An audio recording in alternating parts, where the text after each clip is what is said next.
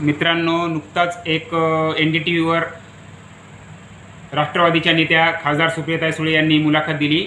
त्यात त्यांनी म्हटलं आहे की आरक्षण हे आर्थिक निकषावर असलं पाहिजे. मित्रहो, मला असं वाटलं, आतापर्यंत असं वाटत होतं की सुप्रियाताई सुळे ह्या पुरोगामी आहेत, परंतु या मुलाखतीत त्यांनी जे व्यक्त केलं, जे मत त्यांनी मांडलं, तेव्हा खासदार सुप्रियाताई सुळे या पुरोगामी नसून प्रतिगामी आहेत, ब्राह्मणवादी मनुवादी आहेत हे स्पष्ट होत आहे. कारण यांची मानसिकता ही ब्राह्मणवादी मनुवादी मानसिकता आहे आणि म्हणूनच त्यांनी आरक्षण हे आर्थिक निकषावर असलं पाहिजे असं म्हटलं आहे. कारण का सुप्रियाताई सुळे यांचा कदाचित अभ्यास नसेल किंवा त्या जाणीवपूर्वक अभ्यास असूनसुद्धा जाणीवपूर्वक ब्राह्मणवादी मनुवादी भूमिका घेत आहेत. कारण आर्थिक निकषावर SC ST OBCचा माणूस कितीही श्रीमंत असला तरी त्याच्यासोबत डिस्क्रिमिनेशन होतं. अहो, SC ST OBC सोडून द्या, मराठा समाजाची आज तुमची शिवसेना फोडण्याची हिंमत ब्राह्मण करतात. आज काँग्रेसमधल्या मराठ्यांना, शिवसेनेमधल्या मराठ्यांना ईडीची भीती दाखवण्याची हिंमत ब्राह्मण करतात. हे सुप्रियाताई सुळे तुम्हाला माहिती असलं पाहिजे. 150पेक्षा जास्त खासदार मागे त्यांनी निलंबित केले होते. तुम्ही स्वतः त्यात होते, तुम्हाला बाहेर काढलं होतं संसदेमधून. एवढी हिंमत हे ब्राह्मण करतात.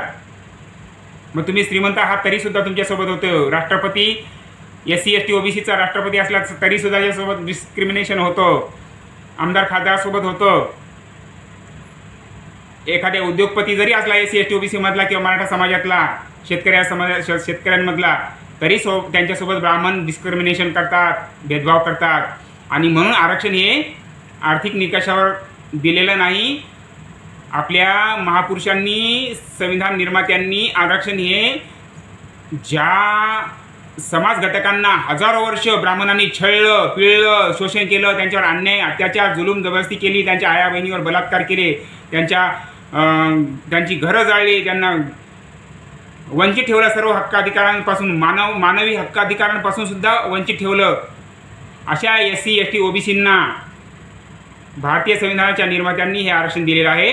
सामाजिक आणि शैक्षणिकदृष्ट्या मागासले म्हणून OBCंना आरक्षण आहे आणि सामाजिक, शैक्षणिक आणि अनटचेबिलिटीच्या आधारावर SC STच्या लोकांना आरक्षण आहे.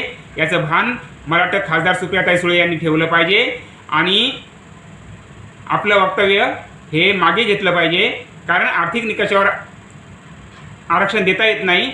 हजारो वर्ष ब्राह्मणांनी या देशातल्या 90% SC ST OBCंना छळलं, त्यांच्यावर अन्याय, अत्याचार, जुलूम, जबरदस्ती केली. इतकंच काय, छत्रपती शाहू महाराजांचा अपमान केला या लोकांनी, छत्रपती शिवाजी महाराजांचा अपमान केला, छत्रपती संभाजी महाराजांचा अपमान केला.